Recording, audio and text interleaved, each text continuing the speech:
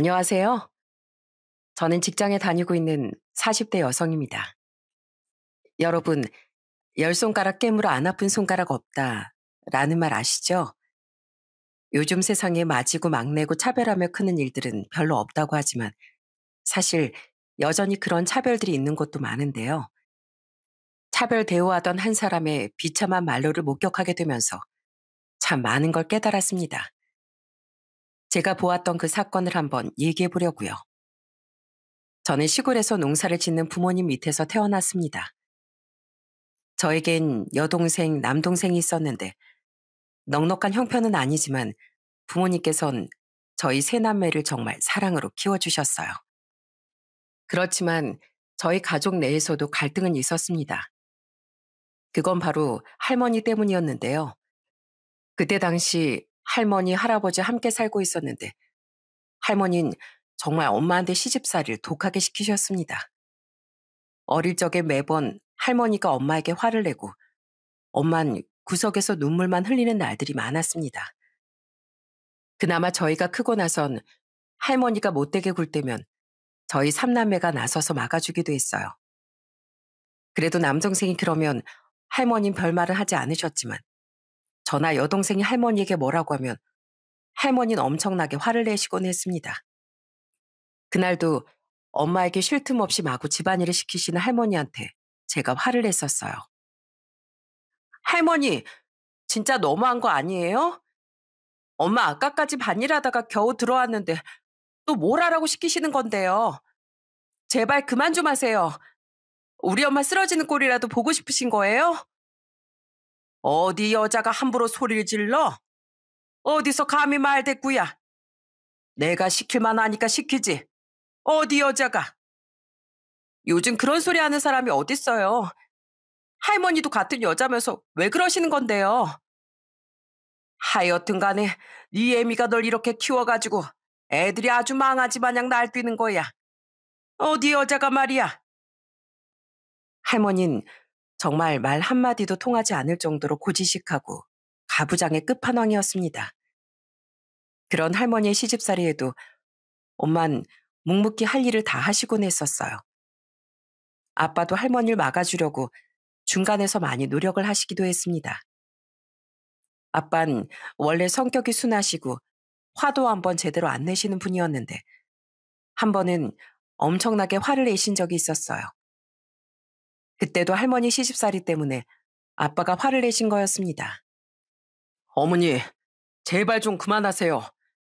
이 사람만큼 집에 잘하는 며느리가 어디 있다고. 왜 그렇게 부족하다고만 하세요? 제가 이 사람한테 미안해서 살 수가 없어요. 으이구, 이 문디기 자스가. 자고로 남자가 됐으면 여자를 꽉 잡아 다스릴 줄 알아야지. 어디서 지 마누라 편을 들고 있어? 저 여우 같은 게 내 아들을 어떻게 구워 삶았는지 모르겠지만 아무리 마누라한테 정신 팔려도 이 애미 말을 들어야지. 어머니, 어머니나 제발 정신 차리세요. 그만 좀 하시라고요. 그렇게 크게 아빠가 화를 내고 난 다음에도 할머니는 전혀 바뀌지 않으셨습니다. 정말 어린 제가 보기에도 엄만 하루하루가 고단하고 힘들어 보였어요. 제가 어떻게든 집안일이며 도와드리려고 했지만 다 도와드릴 수는 없었습니다. 그러다 제가 초등학교 5학년 때 할아버지가 돌아가시고 난 후에 다음해 초등학교 6학년 때 할머니가 돌아가시게 되었어요. 솔직히 말하면 할머니가 돌아가셨을 땐 눈물도 나지 않았습니다. 그렇게 집안을 답답하게 하던 장본인이 이제는 없다고 생각하니 오히려 제 마음이 홀가분해질 지경이었어요. 정말 전 할머니 같은 사람은 절대 안 돼야지 그렇게 다짐을 했었답니다. 그 후로는 정말 행복하고 좋은 일들만 있었어요. 아빤 다정다감하시고 늘 가족을 먼저 챙기셨고 엄마도 시집살이에서 벗어나니 한결 마음이 편안해지신 듯 했습니다. 아빤 성실하고 근면한 분이었는데 딱 한 가지 단점이 있으셨어요. 그건 바로 술을 너무 좋아하신다는 거였죠. 할머니, 할아버지가 돌아가시고 난 뒤엔 물려받은 땅까지 해서 농사를 짓다 보니 정말 하루 쉴 틈도 없으셨습니다. 그래서 엄마, 아빤 그전보다 훨씬 더 바빠지셨죠. 하루는 제가 엄마가 아침에 만들어 놓은 새참을 학교 끝나고서 들고 밭으로 향한 적이 있었습니다. 그때도 아빤 늘 새참에 막걸리를 드셨어요. 그리고선 저녁을 먹을 때도 항상 반주라 하셨고요. 그때마다 전 옆에서 잔소리를 하기도 했죠. 아빠, 이제 술 좀 그만 마셔.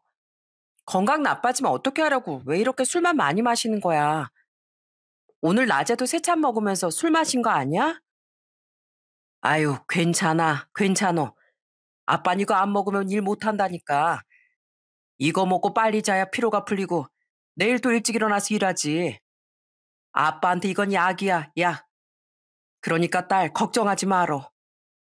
그래도 아빠 술 너무 많이 드시는 것 같은데 앞으로 조금만 먹어. 알았어, 우리 딸. 이 아빠 걱정해 주는 건 역시 우리 딸이 최고네. 오늘은 그럼 딱 이거 한 잔만 더 마시고 그만 마실게. 평소에 잔병실에도 많지 않으셨던 아빠였지만 사실 술 때문에 건강이 나빠질까 봐 전 내심 걱정이 많았습니다. 그러다가 제가 중학교 3학년이 되었을 때 아빠에게 큰일이 터지고 말았어요. 어느 날부턴가 아빠가 몸이 너무 안 좋다고 하시더라고요. 그날은 반일을 하다가 일찍 엄마랑 집에 오시기도 했습니다. 저는 부모님이 일찍 오신 걸 보고서 놀라 물어봤어요. 어? 엄마, 아빠, 벌써 들어오는 거야? 오늘 일 빨리 끝났어? 아니, 네 아빠가 오늘 너무 피곤하다고 그러네. 안 그래도 요즘 밥도 통 제대로 안 먹고 말이야. 아빠가 몸이 많이 안 좋은가 봐. 여보, 괜찮어? 아휴, 어제 잠을 제대로 못 자서 그런가? 요즘 자꾸 피곤하네. 오늘은 그만 일하고 좀 쉬어야 할 것 같다. 나 속이 좀 안 좋아서 저녁은 안 먹고 일찍 자야겠어. 나 신경 쓰지 말고 다들 저녁 먹어. 아빠는 언젠가부터 속도 좋지 않다며 밥을 거르실 때도 있었고 배가 아프다고 하시거나 속이 더부룩하다고 하실 때도 많았습니다. 그렇다고 밥을 많이 드시는 것도 아니었어요. 먹는 건 별로 없었는데 살이 자꾸만 빠지자 그제서야 엄마가 결국 병원에 끌고 가다시피 데리고 가셨어요. 그런데 아빠의 건강검진 결과가 정말 충격적으로 나온 것이었습니다. 아빠는 바로 간암에 걸리신 거였어요. 평상시 건강이라면 누구보다 자신 있어 하시던 아빠도 그 결과를 받아보시곤 제법 충격을 많이 받으신 것 같더라고요. 정말 망연자실하고 힘들어 하셨습니다. 엄마도 마찬가지로 눈물을 많이 흘리셨어요. 지금이야 의학기술이 많이 발달되었지만 그땐 25년 전이니 아무리 초기라고 해도 안심할 수 있었던 때가 아니었거든요. 그래도 정말 천만다행히도 수술이 잘 끝나고 치료도 잘 받아 예후가 좋았습니다. 아빠도 살고자 하는 의지가 컸고 엄마도 옆에서 정말 살뜰하게 아빠를 챙기셨어요. 그때 엄마가 아니었다면 정말 어쩔 뻔했나 싶은 생각도 들었답니다. 그 후로는 아빤 술은 일절 입에도 안 대시고 항상 건강식을 챙겨 드셨어요. 하루는 엄마가 계속 저녁에 나가길래 같이 쫓아간 적이 있었습니다. 그런데 부모님이 가신 곳은 동네 운동장이더라고요. 바로 매일매일 두 분이서 운동장 몇 바퀴를 돌며 운동을 하셨던 거였어요. 엄마, 요 며칠 매일 저녁에 나간 게 이것 때문이었어? 운동하러 가는 줄은 몰랐네. 이제 네 아빠도 건강 챙겨야지. 매번 건강에 누구보다 자신 있다고 하다가 이젠 우리도 나이가 있으니까 운동하면서 건강도 지켜야 하는 것 같아. 아빠 봐봐. 진짜 열심히 운동하지? 저거 다 니들 덕분이다. 왜? 우리가 운동하라고 해서? 그런 것도 있고 니들 나중에 커서 시집가고 장가갈 때까진 건강해야 될 거 아니냐면서 저렇게 열심히 운동하는 거야. 그래도 이렇게 건강 찾아서 얼마나 다행이니. 그렇게 아빠의 건강이 점점 좋아지면서 저희는 다시 행복하게 잘 지낼 수 있었습니다. 항상 행복한 집안 환경 덕분인지 저희 세 남매는 큰 사건 사고 없이 학창 시절을 보냈던 것 같아요. 심한 사춘기도 겪지 않고 다들 무던하게 지나갔고 전 대학을 졸업해 서울로 자리를 잡게 되었죠. 여동생은 수원으로 직장을 다녔고 남동생 또한 서울에서 직장 생활을 하게 되었어요. 그러다 제가 30살 초반에 한 남자를 만나게 되었습니다. 구급대원이었던 남자친구는 자신의 직업에 대한 자부심이 정말 강한 사람이었어요. 남자친구는 정말 늘 책임감 있고 성실한 그런 사람이었기에 연애를 하는 2년의 기간 동안에도 제가 실망한 일이 단 한 번도 없었어요. 그런 남자친구와 결혼을 다짐하고서 양가 인사를 가게 되었습니다. 처음 시댁에 인사를 갔을 땐 아직도 기억에 많이 남는데요. 시댁엔 시부모님과 시숙 남편, 신우 이렇게 5식구인데 그날 절 보려고 다 집에 모였었거든요. 그래서 제가 딱 들어서자마자 모두의 환영 인사를 받기도 했습니다. 안녕하세요.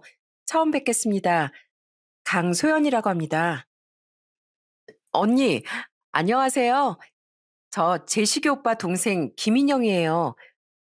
언니 오늘 인사 온다고 해서 왔어요. 반가워요, 언니. 얼른 들어와요. 그래요. 어서 들어와요. 난 우리 제식이 아빠예요. 오늘 제식이가 여자친구 소개해주러 온다고 하길래 다들 이렇게 모였네요. 괜찮죠? 큰애야, 여기 차 한 잔만 내다오. 네, 아버님. 자, 이거 따뜻한 자스민 차인데 차 드세요. 저는 박민정이라고 해요. 이제 내가 동서라고 불러야 하나? 앞으로 제가 형님 될 사람이에요. 우리 잘 지내봐요. 정말 가족 모두가 화기애애하고 분위기가 너무 좋았습니다. 차를 마시면서 도란도란 얘기를 나누는데 따뜻하고 모두가 인상이 좋더라고요. 그런데 딱 한 명 시모는 다른 가족들과는 달랐습니다. 절 처음 볼 때부터 반말을 하더라고요. 소연이라고 했나? 부모님이 농사를 좀 크게 하신다면서? 소도 좀 키운다고 하던데. 아, 네. 어릴 적부터 농사 지으셨고 지금도 열심히 살고 계세요. 소도 조금 키우고 계시고요. 아유, 그럼 우리 이제 쌀 걱정은 없겠네. 그 지역 소도 유명하다고 하더니만 소고기도 좀 보내주겠구만. 아이, 당신도 참, 아유, 어떻게 그런 얘길. 소연 양, 미안해요. 소연 양 부모님께서 얼마나 귀하게 소연 양을 키워주셨을지 알 것 같네요. 농사를 짓는다는 게 참 쉬운 일이 아닌데 정말 대단하신 분들이실 것 같아요. 네, 아버님. 아이, 근데 말씀 편하게 하셔도 됩니다. 어떻게 처음 보는 자리에서 말을 편하게 할 수 있겠어요? 차차 우리 편하게 지내면 되니까 걱정하지 말아요. 우리 제식이가 장가 가겠다고 하면 무조건 찬성이에요. 더군다나 소연 양을 딱 만나보니 우리 제식이랑 만나줘서 고맙다는 생각이 드네요. 당신도 무슨 고맙기 뭐가 고마워. 그 오바하지 말어. 지나봐야 좋은지 겉만 번지를 한 건진 또 두고 봐야 알지. 시모의 말을 들었을 땐 너무나 당황스러웠지만 그래도 다른 식구들은 저에게 너무 잘해줬기 때문에 크게 개의치 않았어요. 그 후로 저희 집에도 남자친구가 인사를 가게 되었습니다. 처음 남자친구를 보자마자 부모님께선 정말 좋아하시더라고요. 자네를 딱 보니 내가 마음이 놓이네. 우리 소연이 정말 잘 부탁하네. 네, 아버님, 걱정하지 마십시오. 검은 머리 팥뿌리가 될 때까지 우리 소연이만 바라보고 살아가고 소연이 옆에서 제가 잘 지키겠습니다. 참 말도 잘하는 거 봐라. 아주 마음에 들어. 합격이야, 합격. 내 우리 딸 시집 가는 거 걱정 하나도 안 함세. 그렇게 저희는 양가 축복 아래 행복하게 결혼을 하게 되었습니다. 남편은 결혼 후에도 다정다감하고 책임감이 강했어요. 늘 절 지켜주고 배려해주고 절 보호해주려고 노력했죠. 그리고 시댁이 가까이 살다 보니 종종 시댁 식구들과 식사를 할 때도 있었어요. 그럴 때면 시숙, 형님과도 자주 마주쳤는데 그때마다 형님이 참 좋으신 분이라는 걸 알게 되었습니다. 형님은 간호사셨고 시부가 정말 형님을 많이 예뻐하셨어요. 그 이유가 있었는데요. 그건 바로 항상 형님이 시부의 건강을 챙겼기 때문이었죠. 하루는 시댁에서 같이 밥을 먹기로 한 날이었는데 그때 형님이 정말 살뜰하게 시부를 챙기시더라고요. 외출하고 돌아온 시부가 오자마자 형님은 버선발로 나가 시부를 맞이했습니다. 아버님, 아우, 술 냄새. 또 술 드셨어요? 아버님, 술 드시면 안 된다니까 그러네. 계속 그렇게 술 드시면 건강 나빠져요. 지금 약 드실 시간인데 술을 드시면 어떡해요. 알았다, 알았어.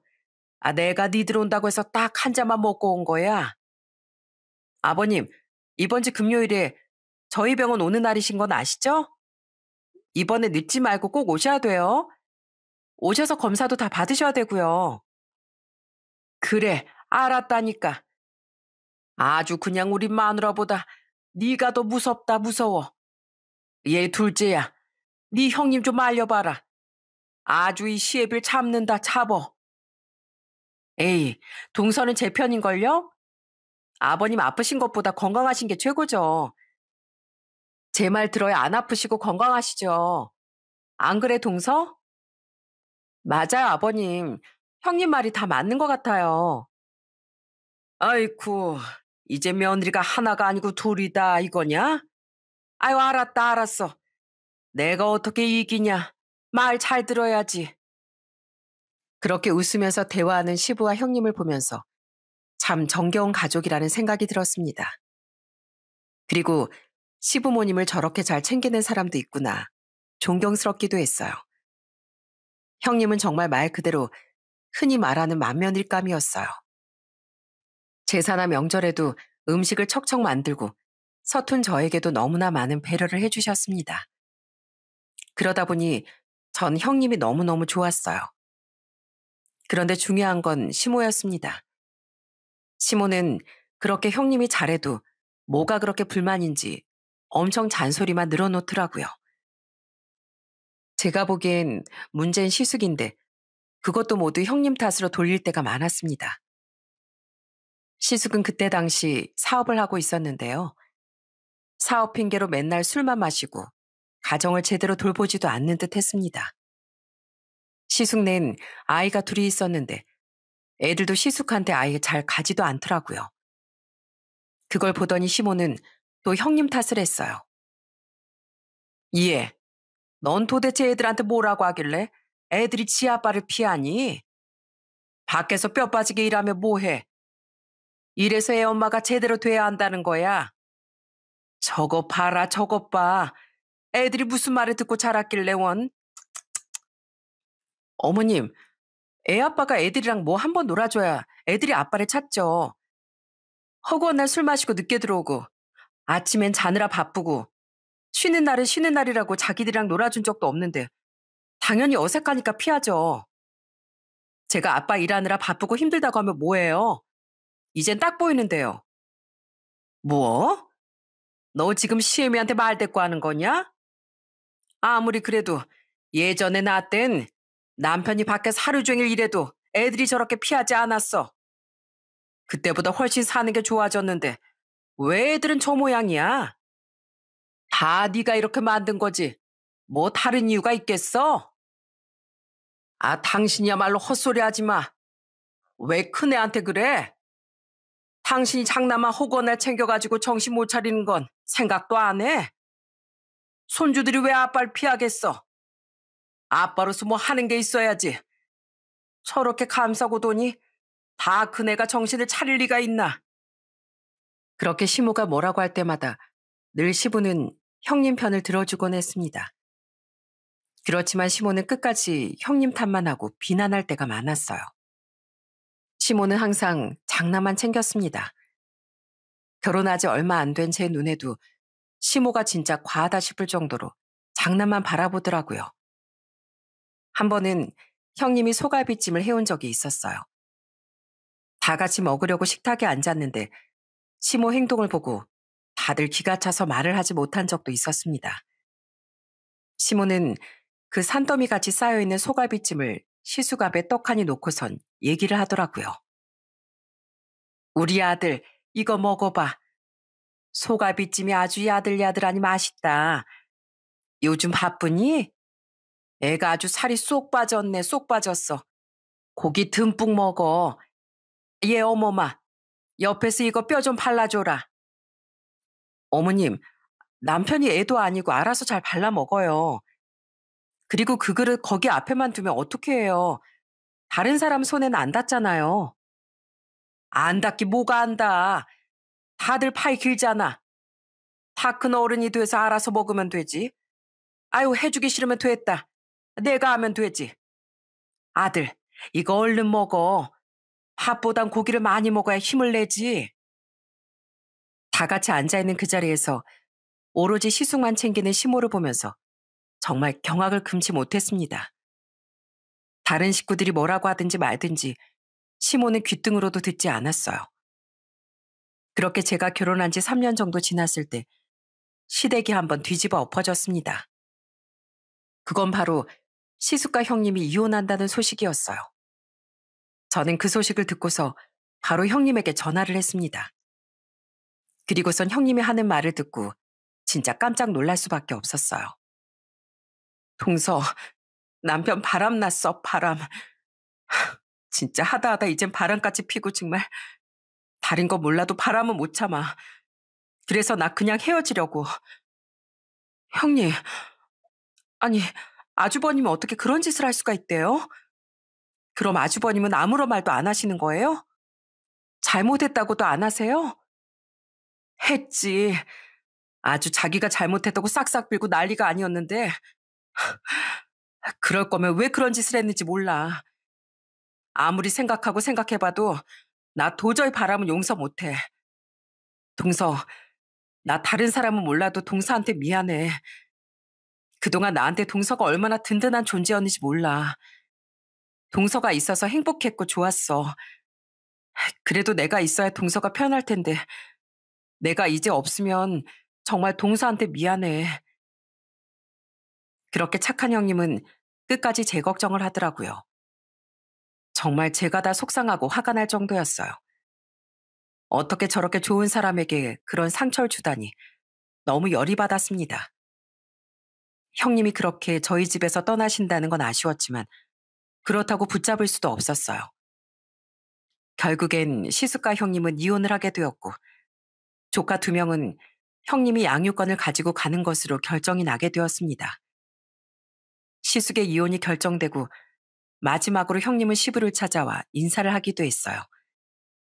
저 역시 형님을 보기 위해 시댁으로 향했었죠. 그때 시부가 얼마나 눈물을 흘리셨는지 몰라요. 아가, 정말 꼭 이렇게 가야겠니? 내 아들이 정말 잘못한 건 알겠지만 내가 너를 어떻게 보냈니? 아버님, 정말 죄송해요. 제 마음이 그렇게 넓지 못한 것 같네요. 아버님 꼭 건강하시고 술도 좀 줄이시고요. 건강검진도 꼭 주기적으로 받으셔야 돼요. 아셨죠? 그래, 그래, 며느라. 내 걱정하지 말고 잘 살거라. 내가 정말 미안하다. 시부는 정말 형님을 눈물로 떠나보내셨습니다. 저 역시 그 모습을 보면서 눈물이 다 나더라고요. 그런데 시모는 그때 뭐라고 하신 줄 아시나요? 시숙 잘못으로 헤어지는 걸 뻔히 알면서도 뻔뻔하게 그때도 시숙 편을 들더라고요. 참나, 바람 한번 폈다고 칼같이 이혼하네. 요즘 길거리에 나가면 여자가 아주 넘쳐난다, 넘쳐나. 우리 아들이 뭐 더 좋은 여자 만나면 되지. 집에서 마누라가 잘했으면 바깥으로 눈 돌 일이 뭐가 있겠어? 뭐? 이 옆에 내가 할 말 못한 말이 따로 있지. 지금 그걸 말이라고 해? 어디서 감히 그런 소리를 해? 여자는 많아도 우리 큰며느리만한 여자가 세상에 어디 있어? 이게 다 당신 때문이야. 그렇게 아들만 싸고 오냐오냐 키우더니만 우리 귀한 며느리도 잃게 만들고 말이야. 당신은 어떻게 남의 편을 그렇게 들어? 아들 편을 들어도 모자랄 판국에. 아주 그냥 아들이 남보다 더 못해. 그렇게 시부모님은 그날부터 정말 심하게 부부싸움을 하시기도 했습니다. 어떻게 끝까지 그렇게 시모는 자기 아들밖에 모르는지 그걸 눈으로 직접 목격하고 나니 이해가 안 되는 걸 넘어서서 기가 차더라고요. 이런 시모 때문에 상처를 받은 사람은 또 한 명 더 있었습니다. 그건 바로 신우였어요. 남편의 여동생이었던 신우는 정말 사람이 정이 많고 착한 좋은 사람이었어요. 가끔씩 신우는 저희 집에 와서 같이 술 한 잔을 할 때가 있었는데 그때마다 어릴 적 얘기를 들을 때면 제가 다 마음이 아플 정도로 차별을 정말 많이 받았더라고요. 한 번은 대학에 갔을 때 에피소드를 얘기해 준 적도 있었어요. 언니, 우리 엄마 진짜 큰오빠밖에 모르는 거 알죠? 저 대학 갈 땐 어떻게 했는지 아세요? 여잔 가르쳐봐야 출가 외인이라고 대학 보낼 필요도 없다면서 공장 가서 돈 벌라고 했어요. 어떻게 엄마가 그런 말을 할 수가 있어요? 아빠가 엄마랑 엄청 싸워서 대학은 갔지만 저 진짜 지금도 그때 일을 잊을 수가 없어요. 정말요? 와, 안 그래도 어머님 아주버니만 좀 너무 감싸는 것 같다 싶긴 했는데 아가씨도 힘들었겠어요. 남들은 막내딸이라고 엄청 사랑받고 컸을 거라고 생각하지만 전혀 아니에요. 우리 엄만 큰오빠만 있으면 되는 사람이라고요. 작은 오빠나 저나 엄마한테 필요 없는 자식이에요. 쓴 웃음으로 그 얘기를 하는 신우를 보면서 참 안쓰럽다는 생각도 많이 들었습니다. 그런 신우가 시집을 간다며 심애부를 소개해줬을 땐 마음이 많이 놓이더라고요. 심애부는 정말 착하고 신우이밖에 모르는 사람이었거든요. 신우한테 들어보니 시댁도 참 좋은 분들이라고 해서 정말 다행이라는 생각이 들었습니다. 그런데 남도 그렇게 신우이를 챙겨주는데 끝까지 시모는 자식들을 챙기지 않더라고요. 신우가 시집을 갈 때 딱 그 차별이 확연하게 드러났어요. 사실 시숙이 결혼할 땐 시댁에서 1억을 지원해줬다고 했거든요. 저희가 결혼할 땐 5천만 원 지원을 받아서 그래도 그 정도는 신우에게 해줄 거라 생각을 했었죠. 그런데 시모가 신우에게 얼마를 지원해줬는지 아시나요? 딱 500만 원을 보냈던 거였습니다. 그것도 제가 시댁에 잠깐 일이 있어서 들렸다가 시부모님이 다투시는 걸 듣고 알게 되었어요. 시댁에 제가 딱 들어서니 시부모님이 엄청 말다툼을 하고 계시더군요. 아니, 출가 외인이야, 출가 외인. 500이면 남들 해주는 대로 해주는 건데. 아, 왜 당신이 뭐라고 그래? 당신 진짜 제정신이야? 남도 아니고 우리 딸이야, 딸. 딸 시집 가는데 겨우 500? 아, 됐어. 당신하고 말이 안 통하니까 내가 알아서 3천 보낼 거니까 그렇게 알아. 뭐? 3천? 당신 그 돈이 그냥 돈이야? 우리 노후자금이야, 노후자금. 아이, 그걸 왜 딸 결혼하는데 써? 절대 안 돼. 절대. 당신 해도 해도 정말 너무한다. 큰아들한텐 1억이라는 돈을 떡하니 내놓을 수 있고 딸은 안 되는 거야, 뭐야? 당신 이러다가 나중에 벌 받아. 그날 그 싸움을 지켜보면서 진짜 저도 할 말을 잃게 되더라고요. 다행히 시부가 신우에게 3천만 원 결혼 자금을 챙겨줬고 무사히 결혼까지 할 수 있었지만 그날 이후로 전 시모에 대한 마음이 많이 바뀌었어요. 솔직히 그래도 그전엔 남편의 어머니로서 대우도 해드리고 챙겨드리기도 했는데 정말 사람으로선 많은 실망을 하게 되더라고요. 그 후로 전 아들, 딸을 낳고서 결혼 생활을 이어갔어요. 시모를 제외하곤 사실 큰 문제는 없었기 때문에 결혼 생활은 별탈 없이 할 수 있었습니다. 그런데 가끔씩 시모와 생기는 트러블이 있긴 했어요. 한 번은 부모님을 모시고 근교 여행을 간 적이 있었습니다. 시댁이야 집과 가깝기도 하다 보니 한 달에 몇 번씩 찾아뵙기도 하고 명절에도 빠짐없이 가기도 했지만 친정은 집에서 멀다 보니 오래 있지 못했거든요.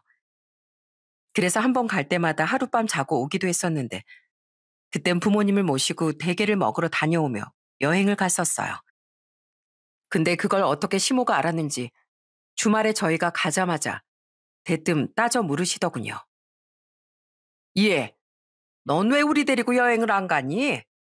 너 지금 차별하는 거냐? 네 부모만 부모야? 네? 차별이요?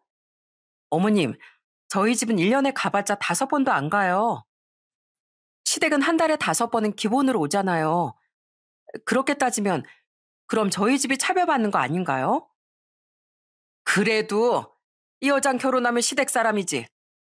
너 출가 외인 몰라? 시댁 먼저 챙겨야 되는 걸 왜 친정을 챙기냐 이 말이야. 어머님, 그렇게 따지면 시누이도 출가 외인인데 왜 시댁일 있을 때면 신우 불러서 일 시키세요? 어머니 말씀대로 출가 외인이니까 앞으로 시누이는 오지 말라고 할게요. 내일 어머님 제사 음식 하신다고 시누이더러 오라고 하셨죠? 내일 그럼 오지 말라고 할까요? 아니 뭐 그런 건 아니고 너 혼자 하면 힘드니까 걔를 부른 거잖아. 넌 내가 꼭 생각해줘도 뭐라 그러더라. 시모는 정말 고집불통해 자기 주장만 내세웠습니다. 말로 안 되면 이상한 트집을 잡고 사람을 괴롭히더라고요. 이런 게 시집살이인가 싶을 때도 있었어요. 그리고 시모의 시숙사랑은 아주 끔찍했어요. 시댁에서 다 같이 모여서 밥을 먹을 때면 시숙이 정말 손 하나 까딱 안 하고 밥을 먹는 아주 진기한 장면을 볼 때도 있었습니다. 한 번은 생선 요리를 하셨는데 시모가 그 생선을 일일이 다 발라서 시숙 밥 위에 얹어주시더라고요. 그런데 시숙이 또 하는 얘기가 아주 기가 막혔습니다. 아유, 엄마, 이거 가시 있잖아. 아이, 나 가시 있는 거 못 먹는 거 알면서. 어머, 그러니? 알았어. 미안하다. 이거 먹지 말고 이거 먹어. 이건 깨끗하게 내가 다 발라놨다. 봐봐. 자, 아들. 해봐. 아. 시숙 나이가 40대 중반이 넘었는데 애처럼 그러고 있는 걸 보고 있자니 정말 못 봐주겠더라고요. 저도 너무 놀랐지만 심해부와 남편도 정말 그 모습을 보기 힘들어했습니다. 그러다 신우가 크게 폭발을 한 적이 있었어요. 그때가 명절이었는데 신우랑 심해부가 시숙보다 먼저 시댁에 도착을 했었거든요. 그런데 시모가 신우랑 심해부가 왔는데도 본체 만체 별로 반가워하지도 않고 알아서 밥도 대충 차려주더라고요. 그때까지만 해도 그냥 명절 음식하고 그러느라 피곤하니까 그런가 보다 생각을 했었는데 그게 아니었더라고요. 바로 시숙이 오자마자 갑자기 주방이 바빠지기 시작했어요. 아깐 안 보이던 반찬들이 어디서 그렇게 나오는지 불고기며 잡채며 각종 전이며 따뜻하게 다 데워서 시숙 앞에 딱 차려주더라고요. 그 모습을 보는데 어느 누가 기가 안 막히겠어요. 특히나 아까 방금 전에 도착해 식은 생선에 밥 먹었던 신우는 상을 얻기 일보 직전이었습니다. 너무 서운해하면서 얘기를 했어요. 엄마, 진짜 너무한다. 어떻게 우리 올 땐 김치 쪼가리 몇 개 하고 생선 그거만 내놓고선 오빠 오니까 지금 이게 뭐야? 도대체 반찬이 이게 몇 개야? 어? 진짜 너무한 거 아니야? 이야, 너야 시댁에서 많이 먹고 왔을 거 아니야. 왜 여기 와가지고 밥을 달래? 엄마 정말 왜 그래? 엄마가 이렇게 하면 내가 시댁에서 인정을 받겠어? 제발 좀 왜 그러는 거야 대체. 나 진짜 우리 남편한테 창피해서 못 살겠어. 아니 그런 말을 하지. 난 너 시댁에서 왔으니까 당연히 잘 먹었을 거라고 생각했지. 네 오빠는 여지껏 쫄쫄 굶다가 왔으니까 챙겨주는 거고. 시모의 기가 막힌 얘기에 다들 할 말을 잃었습니다. 시모는 정말 독불장군이었어요. 오로지 자기 말만 맞다고 생각을 하더라고요. 그리고 그게 끝이 아니었습니다. 그래도 명절이라 형님이 조카들을 시댁에 보냈는데 시모는 자기 자식들뿐만 아니라 손주들까지도 차별을 했어요. 시수가 아이들에겐 용돈을 5만 원씩 쥐어주고 우리 애들한텐 10,000원씩 쥐어주더라고요. 솔직히 이것도 참 웃긴 얘기긴 하지만 이게 다가 아니랍니다. 신우 애들한텐 얼마를 준지 아시나요? 정말 거짓말 안 하고 그냥 1,000원짜리 한 장씩 주더라고요. 그 모습을 보고서 신우가 열이 받을 수밖에 없었죠. 신우이가 정말 울먹거리면서 울분을 토했습니다. 엄마, 엄마가 왜 우리 애까지 차별해? 어? 다른 것도 아니고 어떻게 돈으로 차별을 할 수 있냐고. 얘, 네 애는 아직 어리잖아. 큰 애도 아니고 벌써부터 돈 맛을 하면 안 되니까 저렇게 챙겨주는 거야. 엄마, 시댁에서도 우리 5만 원씩 받아. 근데 뭐 1,000원? 1,000원씩을 준다고? 아, 그러니까 넌 출가외인이라는 거야. 넌 시댁 사람인데 왜 친정 와서 밥 달라 돈 달라 그러는 거냐고. 이거라도 주는 걸 감사하게 여겨. 시숙은 결국 이날 일찍 집으로 가버리고 말았습니다. 심해부의 표정도 너무 안 좋더라고요. 어떻게 이렇게 차별을 할 수가 있는지 주변에서 다들 이건 아니라며 한 소리를 했지만 그럼에도 불구하고 시모는 신경도 쓰지 않았어요. 그런 시모는 역시나 본인 일에는 아주 뻔뻔했습니다. 저희가 어버이날이나 명절 생신 땐 용돈을 챙겨드렸는데요. 한 번은 어버이날 때 용돈을 30만 원을 챙겨드린 적이 있었어요. 그런데 시모가 대뜸 저에게 말을 하더군요. 너희 요즘 물가가 얼마나 올랐는데 30만 원만 주고 땡이니? 좀 더 올려줘. 네? 어머님, 저희 남편이 버는 돈도 있고 저도 애 키우다가 이번에 복직했는데 좀 힘들어요. 돈 나갈 때도 너무 많고요. 이것도 저희가 최대한 신경 써드린 거 아시잖아요. 아니, 시애미가 더 달라고 하면 더 줄 것이지. 어디서 말대꾸야? 가서 돈이나 더 뽑아와. 니들이 아껴서 쓰면 될걸? 뭐가 문제야? 엄마, 그렇게 돈이 필요하면 형한테 달라고 해. 왜 형한테는 아무 소리도 못하고 우리한테 난리야? 형은 얼마 줬는데? 우리보다 형이 더 잘 번다면서 잘 버는 형한테 받으라고. 여기서 왜 네 형을 걸고 넘어져? 걔는 사업하는 애라 돈을 가지고 있어 하는 애고 너흰 직장인이니까 뭐 돈 가지고 있을 필요가 뭐가 있니? 아휴, 엄마, 제발 그 식구들 앞에서 나 창피하게 좀 만들지 마. 제발. 그렇게 아끼는 형한테 달라고 해. 형한테 다 퍼다 줘놓고선 왜 우리한테 바라는 거야? 그만 좀 닥달해. 그렇게 정말 아나무인인 고집불통 시모의 아슬아슬한 관계는 정말 어쩔 수 없이 이어지고 있었어요. 솔직히 시모만 생각하면 시댁은 별로 가고 싶지 않았지만 늘상 마음에 걸리는 건 시부였습니다. 시부께선 정말 좋으신 분이었거든요. 이젠 70이 넘으셨고 건강도 약해지셔서 되도록 시부께는 스트레스를 주고 싶지 않았어요. 그래서 저나 남편이나 신우, 심해부 모두 시부 생각을 하면서 꾹꾹 참고 있었어요. 그러다 하나의 사건으로 완전히 시댁이 박살이 나버렸습니다. 아마 그날의 일이 제가 이렇게 사연을 쓰게 된 계기가 된 것 같네요. 그날은 시댁 식구들이 다 같이 김장을 하는 날이었어요. 시부께서 김장을 하고 수육에 막걸리 한 잔 드시는 걸 정말 좋아했는데 오로지 시부를 위해 다 같이 모여 김장을 하기로 했었답니다. 그런데 막 시댁에 도착을 해서 들어가니까 시모가 손에 깁스를 하고 있더라고요. 어제까진 별말이 없었는데 갑자기 깁스를 하고 있길래 다들 놀라 물어봤어요. 엄마, 손 다쳤어? 갑자기 웬 깁스야? 오늘은 니네들이 좀 김장을 해야 될 것 같다. 어제 저녁에 넘어져서 손이 좀 아프더니만 병원 갔다 왔더니 무리하지 말라고 하더라. 난 못하니까 니들끼리 해라. 아유, 몸도 안 좋아서 난 방에서 좀 쉴란다. 나중에 다 하면 부르고. 뜬금없이 갑자기 손이 다쳤다면서 못한다고 하니 어쩔 수 없이 저와 남편, 시부, 신우, 심해부 이렇게만 김장을 하게 되었습니다. 어차피 절인 배추를 사서 김장을 했기 때문에 양념만 잘 버무리면 되는 거였어요. 50포기였지만 다 같이 김장을 하니 금세 끝나더라고요.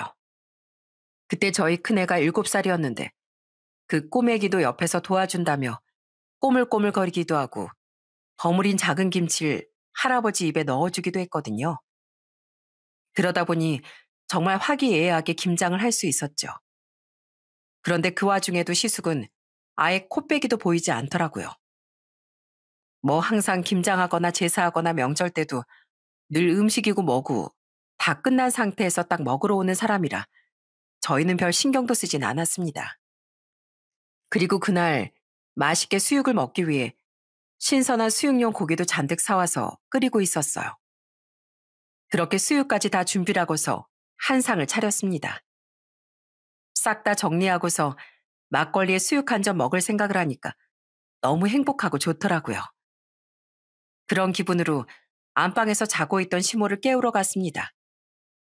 그렇게 시모를 깨우고서 밖으로 나오는데 딱 먹으려고 하던 찰나에 갑자기 시모가 화를 내기 시작하더군요. 이게 지금 뭐 하는 거야? 어? 대체 지금 뭐 하는 거냐고? 네? 아니, 어머님, 저희 매해 김장하면 수육해서 먹었잖아요. 수육도 다 되고 해서 막걸리 한 잔도 하고 애들하고 같이 먹으려고요. 얼른 앉으세요. 뭐? 이런 못된 것들 같으니라고? 지금 우리 장남이 안 왔잖아. 근데 지금 벌써 먹는다는 거야? 장남이 와야 먹지. 어머님, 아주버니만 입이에요? 지금까지 고생한 건 저인데 뭐 언제까지 기다리라고요? 저희 지금까지 아무것도 못 먹었어요. 이제 김장 끝내서 먹으려고 했는데 무슨 소리 하시는 거예요?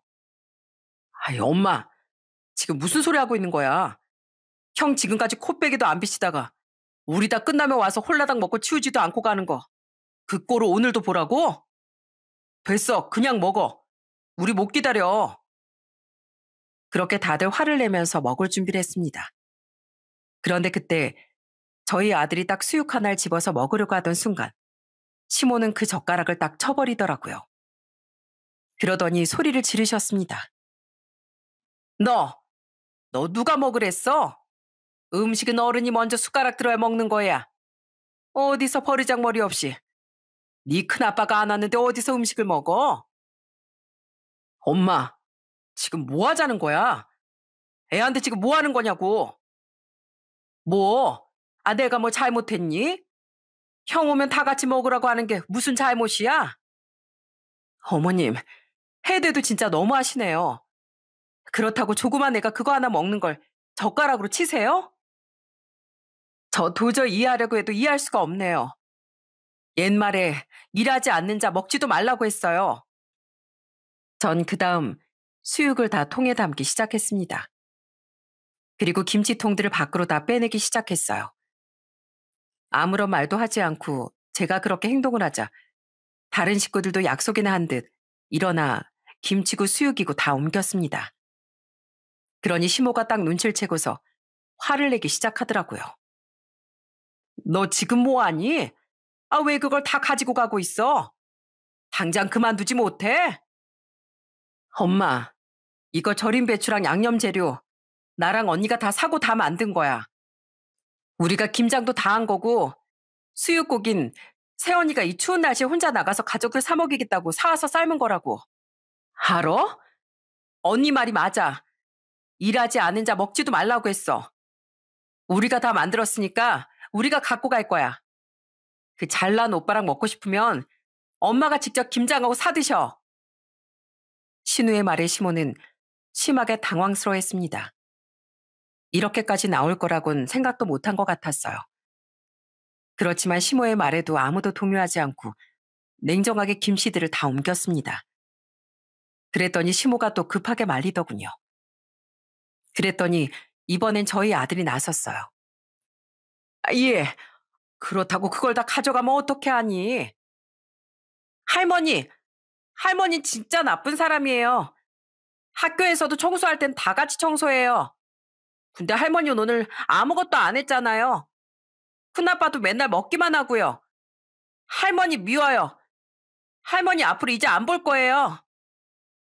아니, 너까지 왜 그러니? 할머니가 뭐 어쨌다고.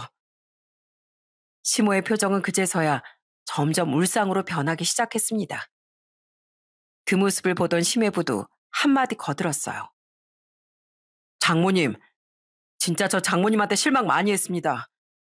어떻게 애한테까지 그러실 수가 있습니까? 진짜 실망입니다. 아유, 자네까지 왜 그러는가? 그렇게 모든 가족들은 다 시모에게서 뒤돌아버리고 말았어요. 그렇게 총 10통의 김치통을 다 제 차와 시누이 차에 싣고서 저희는 시댁에서 나왔습니다. 그러면서 전 시부에게 말을 했어요.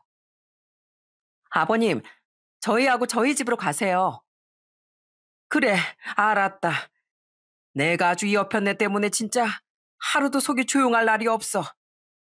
그 잘난 장남하고 둘이서 김장을 하든 수육을 하든 짜장면을 시켜 먹든 둘이 알아서 해라. 아주 지긋지긋해가지고 못 살겠네 정말. 내가 진짜 언제까지 이러고 살아야 되냐. 아휴, 당신은 또 어디가? 아니 조금만 기다리면 큰애 온다고 했다니까. 아 조금만 기다려봐. 기다려요? 됐고요. 저는 더 이상 여기 안 올 겁니다. 어머님 그렇게 좋아하시는 큰아들이랑 잘 드세요. 그렇게 저희는 모든 걸 다 가지고서 저희 집으로 향했습니다. 그리고 저희 집에서 다 같이 모여 수육의 막걸리를 마시며 마음을 달랬어요. 역시나 이야기 소재는 시모였습니다. 시부는 진심으로 미안해 하셨어요. 미안하다 다들. 오늘 같이 다 고생했는데 정말 미안하다. 아까 우리 손주 많이 놀랐지? 이 할비가 미안하다. 할아버지, 저 할머니 미워요. 앞으로 할머니 보러 안 갈 거예요. 그래, 그래. 안 와도 돼. 할머니 보러 안 와도 된다. 내가 자식들한테도 미안하고 며느리 사이 볼 면목도 없구나. 장인어른, 저도 장모님 볼 자신이 없습니다. 어떻게 형님만 빼고 다른 자식들을 그렇게 차별하실 수가 있는지. 아무리 화목하게 지내려고 노력해봤지만 도저히 좀 못하겠네요. 앞으로 아버님만 따로 뵙고 싶습니다. 그래, 앞으로 니들이 원하는 대로 나만 따로 보고 싶으면 그렇게 하게나. 나도 너희들한테 뭐라고 할 자격이 안 되는 것 같다. 아버님이 왜 그 자격이 안 되세요? 아버님은 옆에서 그래도 중립 지키려고 많이 노력하셨잖아요. 근데 저도 더 이상 어머님을 맞춰드리지 못할 것 같아요. 그렇게 그날은 어떻게 보면 가족회의가 되어버렸습니다. 시모가 바뀌기 전까진 앞으로 절대로 안 보기로 결정했거든요. 그래서 그날 이후로 어떤 일이 벌어졌는지 아시나요? 생일도 시부 생일만 챙기고 명절에도 시부가 저희 집으로 오셔서 명절을 치르고 있습니다. 여행도 시부만 데리고서 강원도에 여기저기 다니기도 했고요. 그럼에도 불구하고 시모는 그 고집을 꺾지 않고 연락도 없더라고요. 그러다 저번 달에 연락이 왔습니다. 그때 저희는 시모가 저희에게 사과하려고 전화했는 줄 알았어요. 그런데 정말 기가 차게도 그게 아니었더군요. 바로 시숙의 사업이 망해간다는 소식을 전해주려고 전화를 한 것이었어요. 예, 너 돈 좀 빌려줄 수 있니? 아유, 큰애 사업이 다 망해간다더라. 돈 5천만 원만 빌려줘. 형제들끼리 이럴 때 서로 도와가지고 사람을 살려야지. 애가 너무 힘들어한다. 가족이 이렇게 화합을 해야지. 차별할 땐 언제고 이제 와서 가족 화합을 찾으세요. 힘들 때 가족이 도와준다고요? 언제 우리가 가족인 적은 있었어요? 어머님 가족은 유일하게 장남 아니셨나요? 아, 너희들 어떻게 그럴 수가 있어. 내 아들 망하면 두고 보자 이 못된 것들. 그렇게 전 냉정하게 거절을 했고 시모는 화를 내더니 전화를 끊어버렸습니다. 결국 나중에 시숙의 사업은 망했어요. 그 뒤로 시숙은 시댁으로 들어가게 되었고 아주 지금 폐인 생활을 하고 있다고 하더라고요. 그리고 맨날 시모한테 밥 차려달라, 안주 만들어달라 부려먹는다고 하더라고요. 시모 나이도 이제 70대 중반이 됐는데 아주 노후의 인생이 제대로 꼬여서 그렇게 살고 있습니다. 저희는 시모가 정말 제대로 정신 차릴 때까지 앞으로도 안 보고 살 생각이고요.